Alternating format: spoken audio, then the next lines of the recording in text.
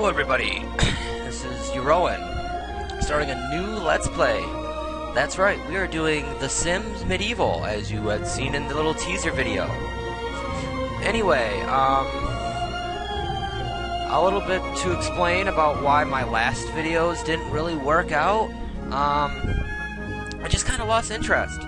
I had a lot of trouble with school, and because of that, I just really stopped recording. And after I went on for such a long break, I kind of decided it really wasn't the game I wanted to start with. So instead, we are going to do a simulation game. More specifically, The Sims Medieval. So, without further ado, I'll explain this little opening area. This is the main menu. Here you can select different ambitions. As you see, I already have one ambition unlocked. There is also a free play ambition where you're given unlimited, basically everything, and you can play as however you want. However, in this LP, we're going to actually start with the New Beginnings, which is actually your first one. But first, I'm going to go through the options menu. You have lessons here that explain everything. From achievements all the way down to whale range. I'm not going to go through every achievement, and I probably won't collect every achievement either, but I'll try and collect as many as possible. They have the options where you can select various things like video capture and window size and video and audio qualities and so on and so forth. We have credits. We can watch the credits if we so desire. I might do a credit video along with my ending video when I do decide to end this. We can quit. We can open the launcher, which is basically like a pre-main menu. And then we have redeem code. If you bought the special edition, you were offered a code that gave you new things like outfits and furnishings for your throne room. But to continue, as you see, I have my own kingdom right here. That's my own personal run. The Watcher is actually who we're playing. We are their god, if you may. We are achievement level Peepsmith, which means I haven't gotten very many achievements. I think I've gotten 4, if I'm lucky enough. Other than that, without further ado, let's start a new game. We are going to name our kingdom Let's Playdom. We are going to start with a traditional furnishing. There is also the Princess's Dream Castle, the Barbarian Stronghold, and the Lair of Dark Sorcery. These 3 came with the code that I had mentioned beforehand. But for right now, let's just do the traditional furnishing, because I don't want to waste everyone's time on furnishing my own throne room. I am going to do the same with all the other buildings that will be coming. They will all come up by the pre-furnished ones and edit it as I see fit. But for right now, we have Let's Playdom. This is Let's Playdom. Kind of empty. As you can see, we have a castle, and that's really about it. As you can see, there's various bubbles of various colors here. Green is a building that we have. Red are buildings that we can eventually buy with what's called RP, or resources. We gain resources through general gameplay. There are various other things to build here, some that come with heroes, some that do not. Blue are locations of interest, like the docks, or over here we have the forest. We will be exploring them all eventually, as well as building all these buildings. There are a total of 10 heroes, including the Monarch, who we will be creating today. If not today, tomorrow. Or at least next episode. I've yet to decide exactly what my recording schedule is going to pertain, but we have the knight that is housed in the barracks. We have the Patarian and Jacobian priests. I will go over them farther along when we get closer to building those buildings.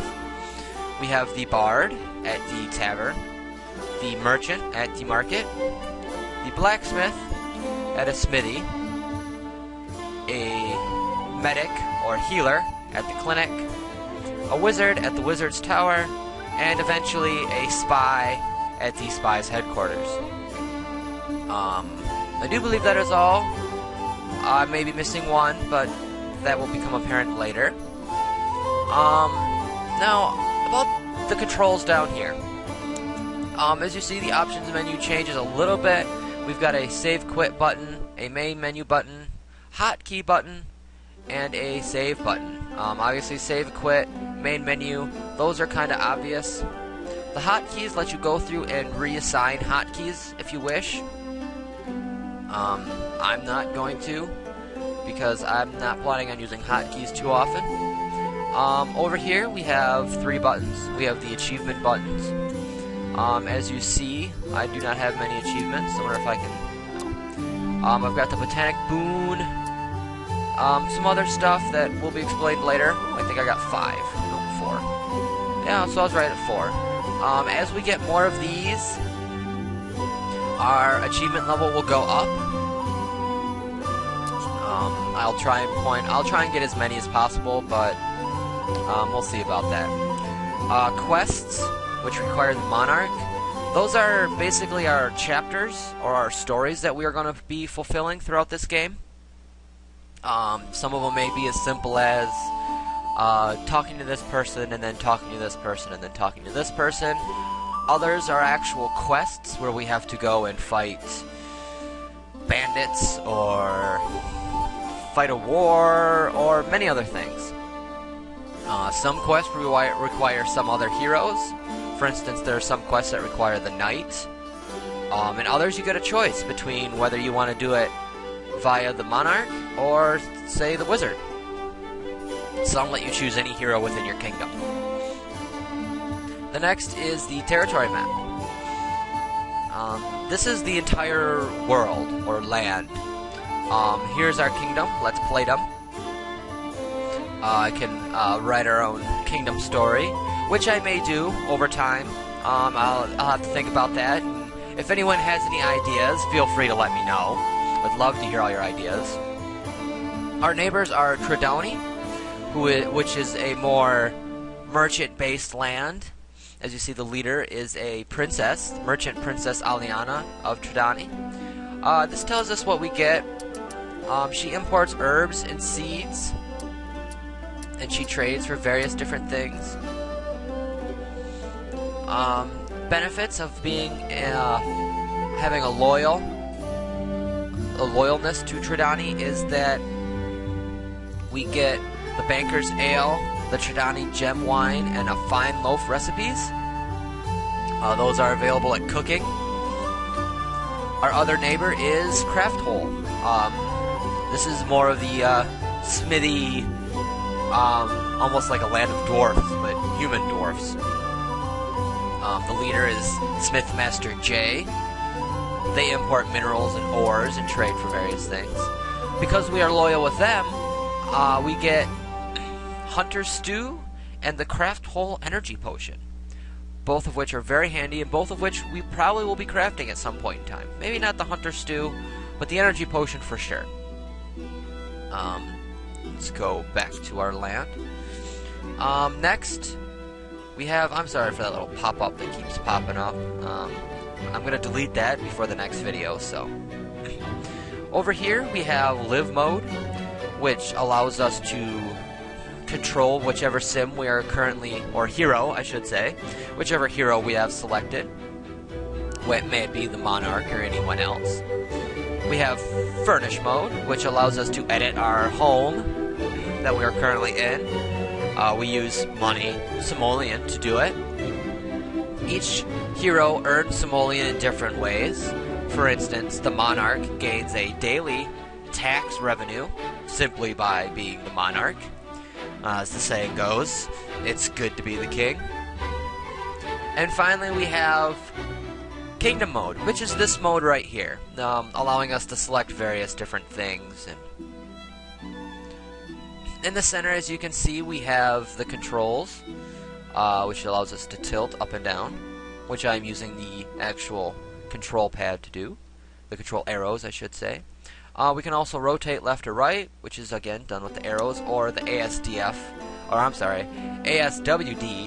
controls, as many other alternative. And finally, on the far left of this control, we have Follow My Sim. Wherever our sim may be in this wonderful land, we can click this and automatically zoom straight to him or her. We have Eye of the Watcher, which gives you this zoom level, but it's still technically in live mode. You can kind of watch your little sim diamond walk down paths, go places, and so on and so forth. And finally, we have locations. This is to shortcut to various locations, so if we wanted to go to the forest, or maybe over here to the market, we just click on this and select what we needed to do. When you click on a place, for instance, the only place we can go is the throne room, it tells us that we need a monarch. That will tell us, it'll also tell us the status of our monarch. Now, if we hover over a place that hasn't been built yet, we have its name, its price, and what benefit it offers to our kingdom. For instance, the barrack gives us what's called force security. I'll go over those in a little bit. When we have built the barracks, we will be able to choose whether to be unfurnished or furnished. Again, I will be selecting furnished throughout this LP. And then we will be able to create the hero that resides in there. Up at the top left is our kingdom stats. It tells us our monarch is needed. Our monarch's name will be right there, along with his picture. The renown or fame that we have in this kingdom, and our resources, which again is used to purchase buildings and, as it says, scout foreign territories. Now, as we pull this down here, we have our 4 aspects of our kingdom: our well-being, general happiness and health. Right now, everything is neutral, and because of neutral, there are infected sims that will roam around the kingdom. Depending on what we build, for instance, if we were to build a clinic, it gives us +4 to our well-being. Security is how stable our land is, more troops, and so on and so forth. Because it is neutral, we have some bandits that roam the countryside, and some of the homes will get burgled from time to time. The benefits will change depending on the status of each of these 4 aspects. Culture is arts and belief, how artsy we are, how much we believe, how much our people believe in us, the Watcher. That changes because due to the tavern, somewhat, and more importantly, the cathedral or the monastery. And finally, knowledge. This is, well, as one would think, how smart our people are. Right now, being it is neutral, we aren't given much benefits from it. We have some dumb people in our kingdom, but then again, we do have some relatively smart people in our kingdom. Also, we have the name of our ambition and our various goals for this ambition.